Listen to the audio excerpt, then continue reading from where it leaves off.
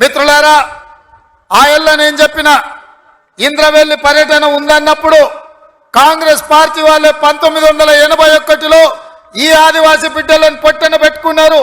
ఏ ముఖం పెట్టుకొని కాంగ్రెస్ నాయకులు ఇంద్రవెల్లి దర్శించుకుంటారని కొంతమంది సన్నాసులు ప్రశ్నించారు.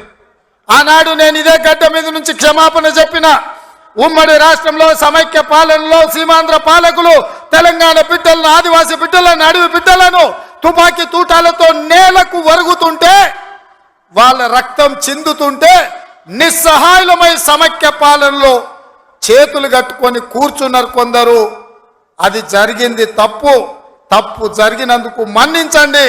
మా ఇందిరమ్మ రాజ్యంలో ఆదివాసీ బిడ్డలను ఆదుకుంటాం, తప్పకుండా కుటుంబాలను హక్కున చేర్చుకుంటాం, గుండెల్లో పెట్టి చూసుకుంటామని ఆ ఎల్ల మాటిచ్చినాం.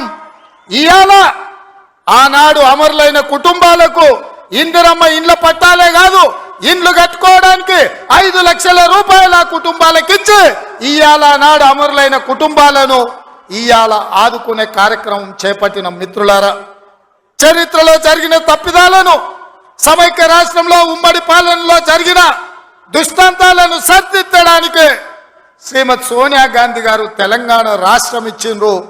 ఆ ఇచ్చిన తెలంగాణ రాష్ట్రంలో ఈనాడు ఇందిరమ్మ ప్రభుత్వాన్ని మీరు తెచ్చుకున్నారు.